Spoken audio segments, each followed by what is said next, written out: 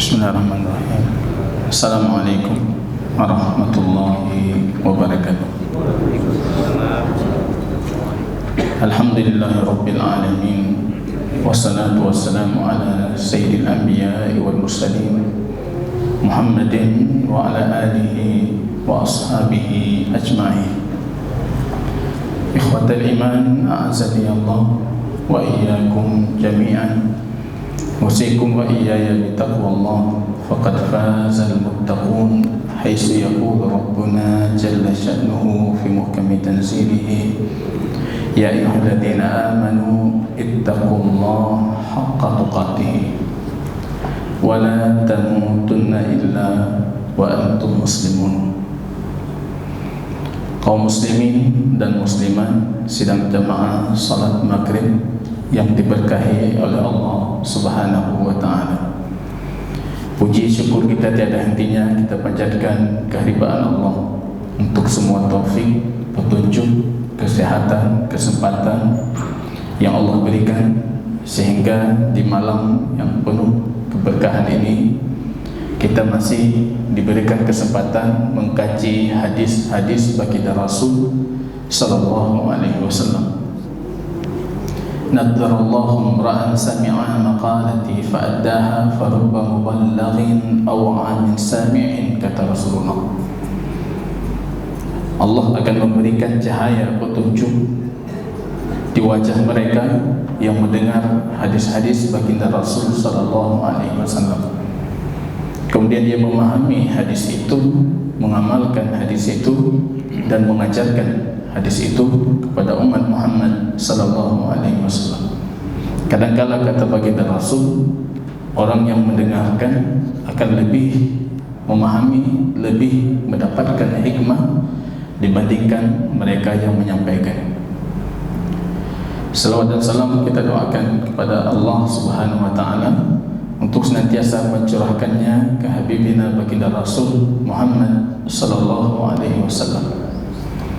Kaum muslimin yang berbahagia, masih dalam lanjutan kajian kitab Umdatul Ahkam, pilar hukum-hukum syar'i, karya Imam Taqiyuddin Al-Maqdisi rahimahullahu ta'ala.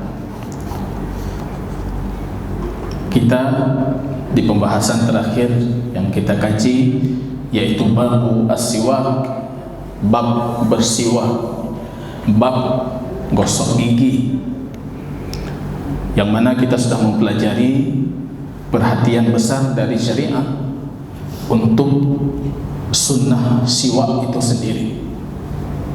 Bahkan baginda Rasul hampir mewajibkan siwak itu. Kalau kata Rasul, bukan memberatkan untuk kalian, sungguh sudah aku wajibkan.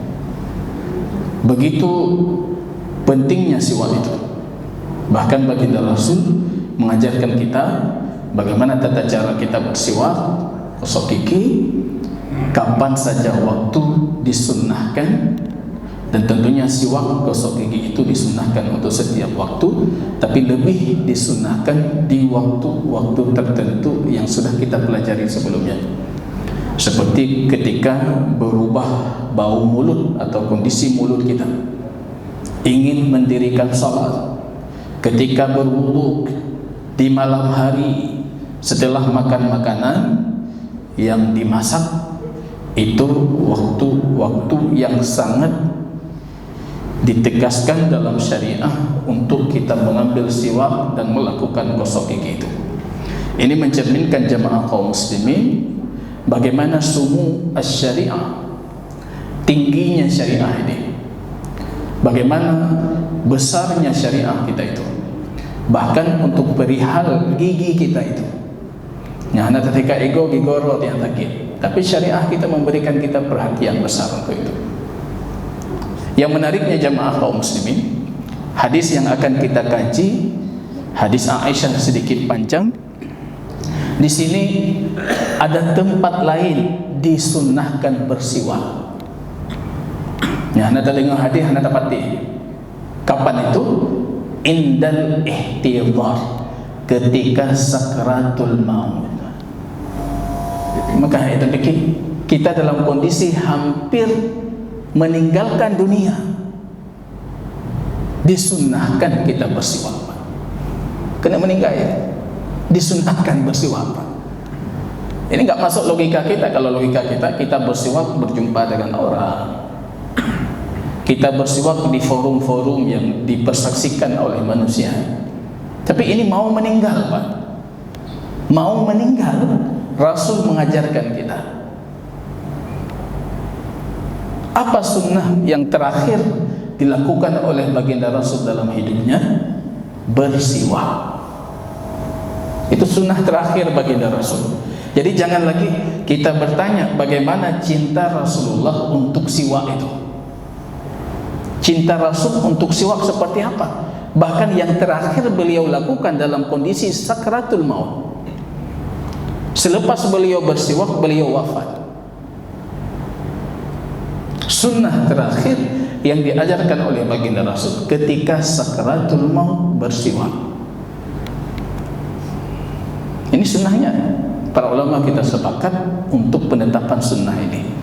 Kira-kira kena meninggal, cok juga tiga ego. Cuma pajan tetap meja tiga ego.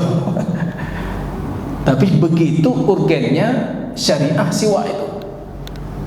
Jadi jangan Anda tanyakan dalam kondisi sehat Rasul bersiwak tidak. Dalam kondisi lapang Rasul bersiwak tidak. Ini dalam kondisi sakaratul maut, sunnah siwak itu tidak ditinggalkan oleh baginda Rasul. Ini kita bacakan hadis Aisyah. Hadis ini menunjukkan bagaimana keutamaan Aisyah radhiyallahu taala anha. Maka kalau kita buka Sahih Muslim, Imam Muslim, kita dapati hadis ini tidak disebutkan di bab siwak. Kita buka bab siwak, nggak ada hadis ini. Hadis ini beliau sebutkan di bab fadli as-sahabah, keutamaan para sahabat. Jadi hadis ini perintah bersiwak, tapi di sisi yang lain menjelaskan tentang kedudukan Aisyah,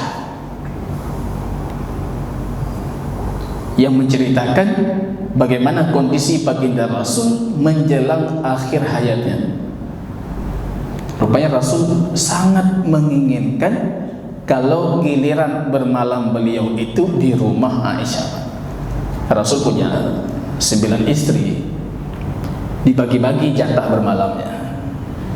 Di penghujung hayatnya Saudah yang lebih senior, sudah tua, karena melihat Rasul itu paling menyukai bermalam di rumah Aisyah, jatahnya dikasih untuk Aisyah. Berarti dapat 2 jatah Aisyah dibandingkan istri yang lain. Sedangkan yang lain gak kasih. Mereka juga menginginkan baginda Rasul untuk membersamai mereka di rumah mereka. Tapi menjelang akhir hayatnya, baginda Rasul itu sudah sering bertanya kepada para istrinya, malam ini aku di mana? Di rumah fulan ya Rasul. Malam besok di mana? Istaqta'a yaum Aisyah, kata perawi hadis, seperti beliau merasa kok lama sekali giliran Aisyah, kapan lagi giliran Aisyah.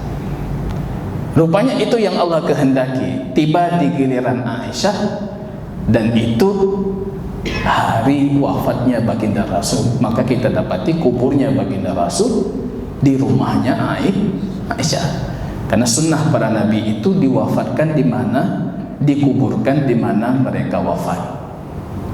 Ini kembali ke keutamaan Aisyah. An-nabiyyu aula bil mu'minin wa azwajuhu ummahatuhum. Kalau kata Al-Quran itu, Nabi ini orang paling layak untuk orang-orang mukmin. Kalau Anda mukmin, jadikan Nabi itu lebih utama min anfusihim, dibandingkan jiwa kita. Wa azwajuhu, istri-istri Nabi itu ummahatuhum, ibu-ibu kita, ummul mukminin. Jadi kadang-kadang kalau ada orang hari ini seperti Syiah yang menolak Aisyah, bahkan kadang-kadang mengkafirkan Aisyah, itu mustahil mereka dikategorikan sebagai orang mukminin. Karena orang mukmin itu mengedepankan baginda Rasul dan menjadikan istri baginda Rasul itu ibu mereka. Fatadbahu bakarah, sembelihlah bakarah, sapi betina itu. Tafsir lewat Syiah, sapi betina itu Aisyah. Cara sambung tafsir kibatnya hantar sapi betina Aisyah. La'anah Allah, dilaknat Aisyah, laknat Abu Bakar, laknat. Orang terbaik yang kita laknat, ibu kita yang kita laknat. Faliyahbillah, faliyahbillah. Ini kita khawatirkan. Iran membuka beasiswa luar biasa untuk anak-anak kaum muslimin di Indonesia. Ramai kita di sana, Pak. Bahkan terkejut ketika saya di Yaman mendengar berita di kedutaan, ramai sekali mahasiswa Aceh yang belajar di sana. Dia kalau dia, Pak. Tapi itu bom waktu yang perlu kita khawatirkan. Kita tak rela orang melaknat ibu kita. Aisyah radhiyallahu taala anha. Wafat baginda Rasul, kata Aisyah, tufiya Rasul baina nahri wa sahri, dalam pangkuanku. Orang yang kita kafirkan itu orang yang memangku Rasul kita ketika wafat. Wariku huriki, bercampur liurnya Aisyah dengan liurnya baginda Rasul, karena beliau yang membersihkan siwak untuk Rasul. Akan kita baca hadis ini. Bahkan ini yang sering dalam riwayat, ikhtabatat Aisyah, ketika berkumpul isi-isi Rasul, mereka senang menjagokan diri sendiri. Masing-masing punya kelebihan sendiri. Long fulan, long meno, long mudi. Kalau Aisyah yang bisa beliau banggakan apa? Rasul wafat dalam pangkuanku, pegang punya galak aja. Tapi Rasul wafat dalam pangkuanku, liurnya bercampur dengan liurku. Siapa yang lebih utama? Ini hadis ini yang selalu Aisyah, kalau para istri Rasul membanggakan ini. Kalau Zainab bintu Jahsin mengatakan, kalau kalian dinikahkan oleh orang tua kalian, bapak ibu kalian, tapi aku dinikahkan oleh Allah. Itu yang beliau banggakan. Masing-masing istri punya kelebihan, Pak. Tapi kalau Aisyah cuma mengatakan, Rasul wafat di rumahku, wafat di hari beliau bermalam denganku, dan beliau wafat dalam pangkuanku, air liurnya bercampur dengan air liurku. Air liur itu yang beliau bawa terakhir di dunia beliau, dan untuk hari pertama beliau untuk akhiratnya. Itu yang selalu, kalau dalam riwayat Imam Bukhari disebutkan faktabatatha. Ini hadis yang selalu Aisyah itu membanggakan dirinya di hadapan para istri yang lain itu. Yang menariknya yang tadi, yang kesimpulan yang harus kita kaji atau harus kita teladani, saat sakratul maut sunnah bersiwak tidak dilupakan oleh baginda Rasul. Bagaimana kita dengan dalam kondisi sehat, dalam kondisi lapang? Kayak gosip suruh 3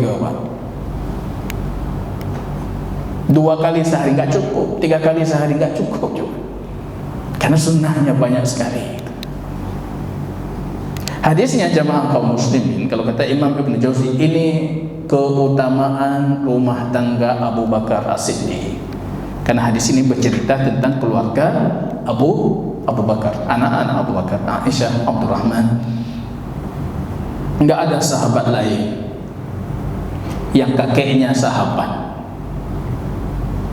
anaknya sahabat, cucunya sahabat. Bahkan bukan satu orang, beberapa orang, semuanya mereka sahabat baginda Rasul, melainkan keluarga Abu Bakar As-Siddiq. Maka jangan heran ketika Rasul mengatakan, kalau iman kalian kita letakkan di satu mizan timbangan, sedangkan iman Abu Bakar di timbangan yang lain, berat iman Abu Bakar As-Siddiq. Berat iman ini. Ini kita perhatikan jemaah. Qalat Aisyah bercerita mengatakan, dakhala Abdurrahman ibnu Abi Bakar ala Nabi. Jadi Abdurrahman ibnu Abu Bakar As-Siddiq, anaknya Abu Bakar As-Siddiq. Namun beliau termasuk yang terlambat masuk Islam. Indah capek berperang dengan ayahnya, antara kekufuran dan keimanan, tapi akhirnya masuk Islam juga.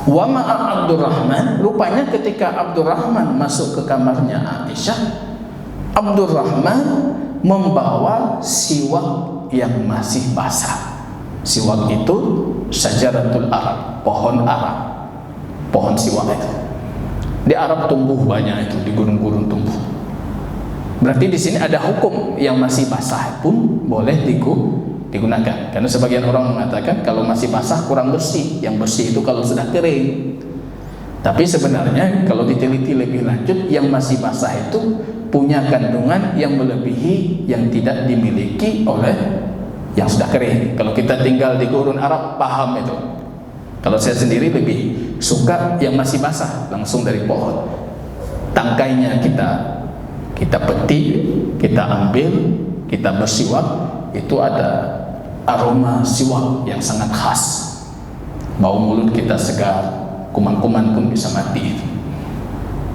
Ataupun kalau yang sudah kering. Tapi dalam hadis ini rupanya bersama Abdurrahman itu batang siwak itu yang masih basah, yang dia gunakan untuk bersiwak.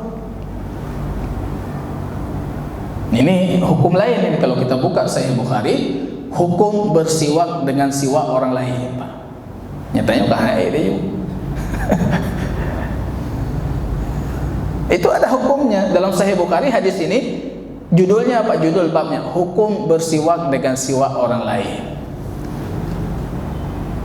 Kita hari ini jangankan bersiwak dengan siwak orang lain, Pak. Melihat orang bawa siwak ke masjid kita risih. Dumpu juga ke nyampunya, nak koh-koh ni. Puhana gerah, puhana beglih, puhananya. Kita yang sibuk, Pak. Orang menerapkan sunnah baginda Rasul. Bahkan hukum dalam Islam, boleh Anda bersiwak dengan siwak orang lain kalau diizinkan. Maka saya sering bilang kalau di pesantren itu, di sekolah, ini dasar anak pesantren. Ya, dalil anak pesantren. Pergi kamar mandi rame-rame, siwak 2 kali. Sikat gigi 1, odol 1, jangan kamar mandi rame-rame. Ya, ini dasarnya, ada dasarnya itu. Hukumnya boleh, tidak ada masalah. Justru muslim itu tidak layak yastaqdir min muslim akhar. Dia merasa jijik dengan muslim yang lain, kecuali untuk hal yang memang dituntut oleh akal dan fitrah untuk kita merasa jijik. Tapi hal yang tidak perlu kita risih, kenapa kita risih? Kalau kita buka Sahih Bukhari itu hukumnya bab kitabus siwak, judul besarnya, subtemanya hukum bersiwak dengan siwak orang lain. Kalau Imam Bukhari mengatakan hukum bersiwak dengan siwak orang lain, titik, berarti itu maksudnya boleh. Tapi kalau beliau bertanya hal apakah boleh bersiwak dengan siwak, berarti itu beliau masih punya 2 pemahaman di situ. Kita harus paham ketika baca kitab Sahih Bukhari. Kalau beliau tulis hukum bersiwak dengan siwak orang lain, berarti hukum menurut beliau apa? Boleh itu. Kalau beliau titik boleh berarti. Dari mana kita dapatkan itu? Itu istiqra, adaptive method. Kita mengikuti metode Imam Bukhari, akhirnya kita bisa menyimpulkan cara Imam Bukhari menyebutkan hukum itu seperti itu. Kalau beliau menyebutkan hukum ini titik, berarti itu boleh. Tapi kalau beliau bertanya itu, apakah boleh bersiwak dengan siwak? Oh, berarti beliau masih memperdebatkan tentang hukumnya itu. Ini boleh kita bersiwak dengan siwak orang lain. Apa yang dilakukan oleh Aisyah? Rupanya ketika masuk Abdurrahman, dia membawa siwak yang masih basah, yang dia gunakan. Artinya bukan siwak baru, bukan baru dipotong belum dipakai. Tapi yastannu bihi, kata Aisyah, siwak ini memang digunakan oleh Abdurrahman. Fa'abaddahu Rasulullah basarahu. Rupanya Rasul matanya itu selalu ke siwak itu. Kekalan siwak. Begitu istrinya Aisyah ini cerdas. Yang perempuan katanya kamu maju punakalan, katanya lah punakalan, Pak. Al-labib, kalau orang Arab mengatakan takfihil isyarat. Orang cerdas itu cukup diberikan isyarat. Katanya anda kamu faham, Pak. nyuruh bangai kata jelaskan anam pula ni jelaskan tiga anam pula alladhi takfihil isyarat, tunjuk saja sudah paham. Maka tadi ketika kita lihat lampu merah, banyak masih orang bodoh, nggak cukup dengan isyarat. Lampu merah jelas, nggak cukup kita dengan isyarat itu Pak, nggak paham isyarat kita. Aisyah ini melihat suaminya matanya tertuju ke siwak, langsung paham Rasul mau itu, Rasul butuh itu. Ini kita ibu-ibu di rumah, ini suami udah mengerang sakit, ada yang nampung, tanya yang nak sakit, hai kalau lagi yang nak sakit, harus paham kita harus paham, harus jadi wanita-wanita cerdas. Kita suami juga, suami-suami cerdas yang peka, paham. Dengan orang tua seperti itu juga kita harus peka, paham itu. Tiba-tiba orang tua kita telepon, anak yo, nggak dia suruh kita pulang, tapi dia kasih kode, macam-macam kode. Itu artinya dia minta Anda pulang. Kadang-kala berat untuk dia mengatakan kamu pulang ke sini, tapi kita harus paham. Ini labib itu takfihil isyarat. Ketika mata Rasul tertuju ke siwaknya Abdurrahman, Aisyah langsung paham kalau baginda Rasul itu butuh siwak, mau pakai siwak itu. Ini Aisyah langsung mengambil siwaknya Abdurrahman. Apa kata Aisyah? Faqadituhu. Rupanya karena ini siwak saudaranya, siwak abangnya kalau bahasa kita. Maka diambil siwaknya, dibersihkan dengan gigi Aisyah, digigit ujung-ujung yang bekasan gigit Abdurrahman, dipotong dengan giginya. Faqadituhu wa tayyabtuhu, dilunakkan dengan liurnya, artinya ketika digigit kan sudah lebih lunak. Wa tayyabtuhu, dibuat lebih indah, artinya dipotong, dibersihkan, sudah layak untuk dipakai oleh baginda Rasul. Summa rafa'tuhu ilan nabi. Di sini pun ada hukum ini, rafa'tuhu, aku angkat untuk baginda Rasul. Ini sepatutnya seperti ini, istri itu mengangkat untuk suami, Pak. Baik dari hati humiyu. Ngebaca. Angkat, tapi kasih angkat. Maka Aisyah mengatakan wa rafa'tuhu ilan nabi, aku angkat untuk baginda Rasul. Kalau sederhananya mungkin disuguhkan, ini wahai baginda Rasul. Begitu perlakuan Aisyah untuk Rasul. Berarti di sini kita dapat hukumnya Rasul bersiwak dalam kondisi sakratul maut, dan siwak yang beliau gunakan itu siwak orang lain, atau siwak milik saudara dari istrinya atau iparnya baginda Rasul. Apa kata Aisyah? Fama ra'aitu Rasulullah istanna istinanan ahsana min. Belum pernah aku mempersaksikan baginda Rasul bersiwak dengan cara siwak lebih baik dari hari itu. Wafat baginda Rasul, tapi masih sempat bersiwak, dan rupanya cara bersiwaknya baginda Rasul lebih sempurna dibandingkan hari-hari sebelumnya. Itu yang Allah suka dari hamba. Innallaha yuhibbu idza amila al-'abdu 'amalan ayyutkina. Allah suka kalau hamba itu membuat sesuatu, dia membuatnya dalam kondisi menyempurnakan, disempurnakan. Haji cilek-cilek, Pak. Tanya dina dumpuh cilek-cilek. Jalan di depan kami itu cilek-cilek. Nah, lehbulun karena pereh itu dipegang. Nah, lehbulun rela cilek-cilek. Allah enggak suka seperti itu. Allah suka hamba ini kalau melakukan sesuatu yutkina, itqan. Itqan itu kalau kata para ulama, dia paham alurnya, paham caranya, kemudian dia kesempurnakan kinerjanya. Jadi Aisyah mengatakan, belum pernah aku mempersaksikan Rasul bersiwak dengan cara bersiwak lebih baik dibandingkan hari itu. Ini mau sakratul maut, tapi bersiwak dengan tata cara bersiwak yang belum pernah disaksikan oleh Aisyah lebih baik dibandingkan hari beliau bersiwak itu. Jadi bagaimana baginda Rasul sallallahu alaihi wasallam kita dalam menjaga sunnah siwak ini. Jadi anda itu ketika sikat gigi itu yang harus anda munculkan di kepala anda itu Rasulullah. Ketika ego juga bukan karena dokter suruh, bukan karena ketakutan gigi kita busuk, bukan itu. Tapi anda sikat gigi itu karena meneladani baginda Rasul. Jadi kalau kita meneladani baginda Rasul, kita tidak merasa cukup 1 kali, 2 kali.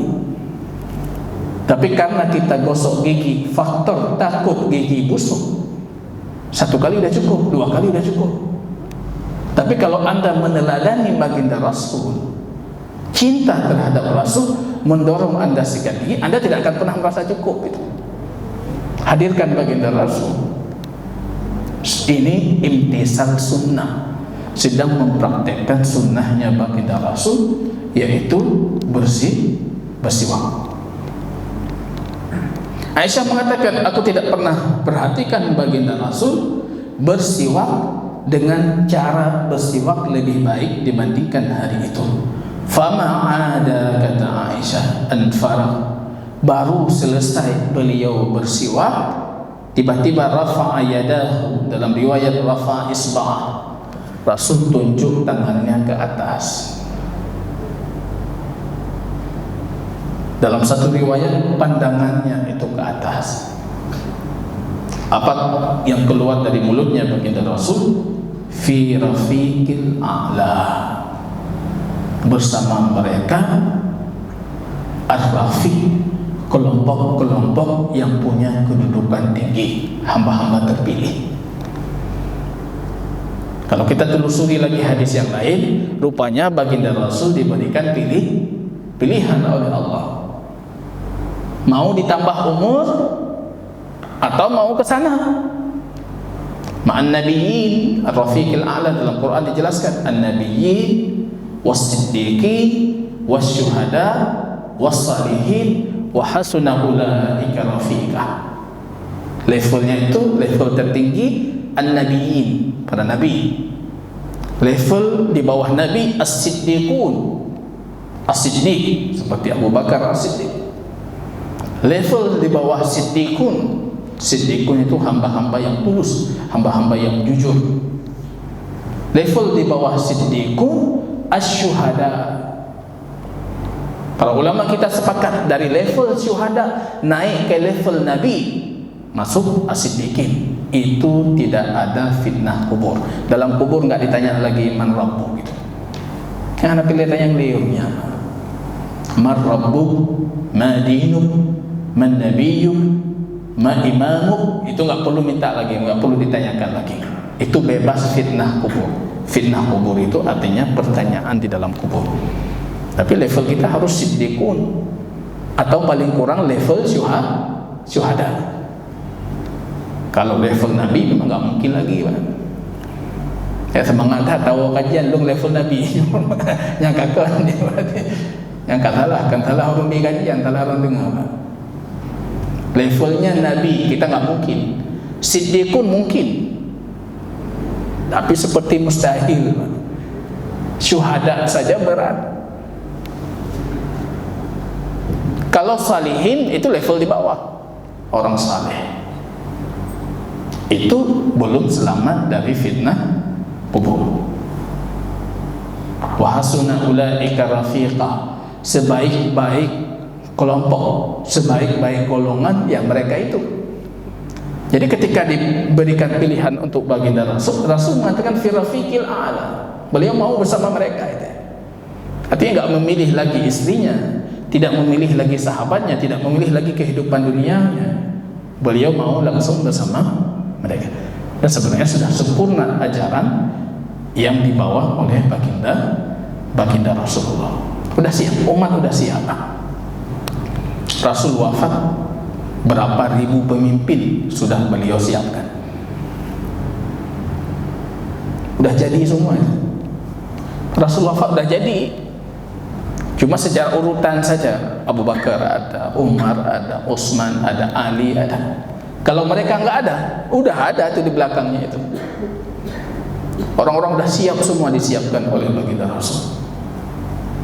Itu yang membingungkan orang barat itu. Cuma butuh 23 tahun itu. Tapi bisa menyiapkan generasi untuk ratusan tahun itu.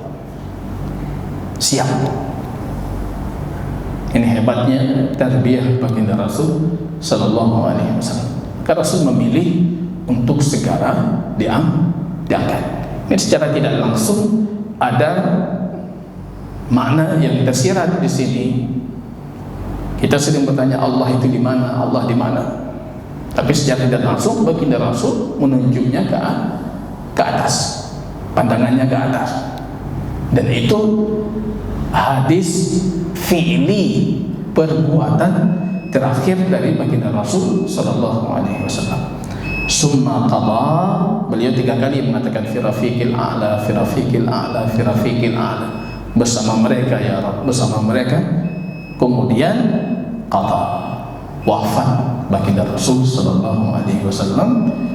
Wa kanat taqul, Aisyah selalu mengatakan, membanggakan dirinya di hadapan istri-istri baginda Rasul yang lain, mata baina hakinati wa dhakinati. Hakinah itu bagian atas dari lambung, dhakinah itu hulkum ini ya, kalau kita laki-laki punya hulkum, bagian leher.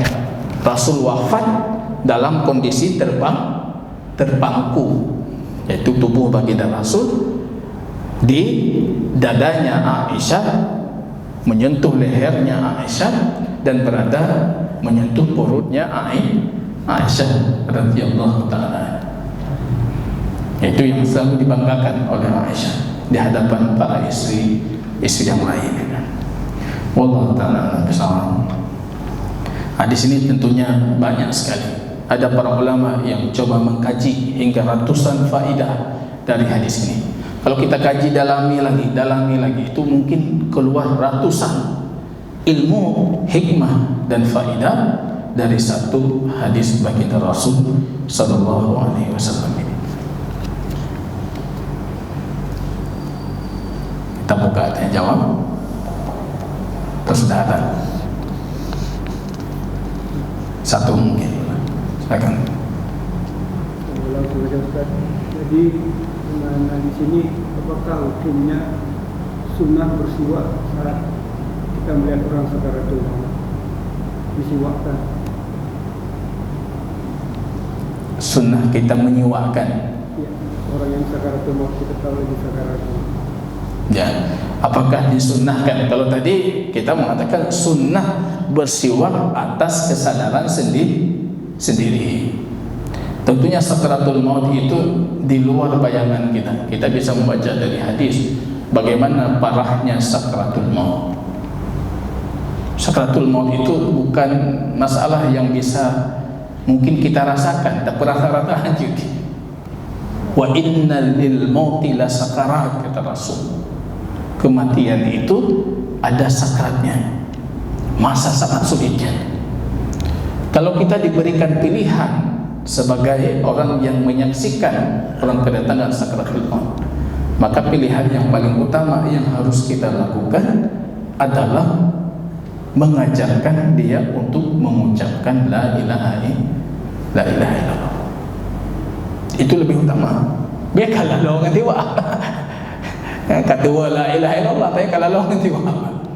Kalau kita melihat hadis ini, fama ada an faraga, ada waktu memang antara menghembuskan nafasnya baginda Rasul terakhir dengan siwak tadi. Maka di sini kalau kita mengambil hukum, maka lebih patut kita mengambil hukum sunnah mensiwakan orang yang sakit. Jangan kita bilang sunnah orang sakratul maut nanti, kecuali kesadaran sendiri tadi, seperti kesadaran baginda Rasul. Karena bagi kita yang menyaksikan orang sakratul maut itu, prioritas utama kita, dia mengucapkan la ilaha illallah. Kita bukan orang-orang sufi yang ekstrim itu. Mereka mengatakan enggak boleh mengucapkan la ilaha illallah, karena nanti orang yang sakit itu tiba-tiba la ilaha, tiada Tuhan, kan meninggal gitu. Sudah jadi ateis. Akhirnya mereka jangan ajarkan orang mengucapkan la ilaha illallah ketika sakratul. Itu menyelisihi petunjuk baginda Rasul. Yang sunnah baginda Rasul, orang sakratul maut itu kita ajarkan untuk mengucapkan la ilaha illallah. Cara mengajarkannya dituntun oleh baginda Rasul pelan-pelan. Baik bagah-bagah. Dia marah karena kita memaksa, bukan karena dia marah ke la ilaha illallahnya. Pelan-pelan. Nekhun aja. La ilaha. Pelan-pelan. Sehingga dia betul-betul menerima la ilaha illallah itu. Tidak boleh bitadajjur. Nekhun bagah. Akhirnya dia menggerutu dan marah. Kalau kita lihat dalam Syiar Alam An-Nubala Imam Az-Zahabi, apa disebutkan riwayat tentang Imam Ahmad rahimahullah, ketika murid-muridnya mengatakan la ilaha illallah, Imam Ahmad mengatakan la, tidak. Muridnya terkejut, ini Imam Ahmad diucapkan la ilaha illallah, beliau menolak. Rupanya dalam hampir sakrat itu tersadar kembali Imam Ahmad. Ini dinukilkan kisah ini oleh Imam Zahabi dalam Syiar Alam. Ketika sadar, beliau mengatakan iblis datang kepadaku. Dia mengatakan tubalak, selamat untukmu, syurga menantimu, kebaikanmu banyak sekali. Kamu imam ahlu sunnah, kamu yang bertahan di zaman fitnah. Ipuja oleh iblis, bah. Nyatanya kata anggo juga, lagi roh pegahnya. Imam Ahmad enggak, beliau mengatakan tidak. Muridnya sedang mentalkin beliau la ilaha illallah. Beliau mengatakan tidak. Rupanya beliau punya sisi lain dengan iblis. Dipersaksikan kepada beliau. Begitu dahsyatnya godaan iblis untuk Imam Ahmad. Karena meninggal, coba lihat iblis. Tidak mengajarkan Imam Ahmad, tapi dimasukkan sisi ujub dan gurur. Ujub saja dengan amalnya. Kalau Imam Ahmad ujub, sudah selesai. Tapi beliau faqih dan memahami kondisi beliau, dan beliau mengatakan tidak untuk apa yang dikatakan oleh iblis. Dan akhirnya diucapkan kembali la ilaha illallah oleh muridnya, dan beliau mengucapkan la ilaha illallah. Wallahu ta'ala a'lam bishawab. Barakallahu fikum. Subhanakallahumma wa bihamdika asyhadu an la ilaha illa anta astaghfiruka wa atubu ilaik. Assalamualaikum warahmatullahi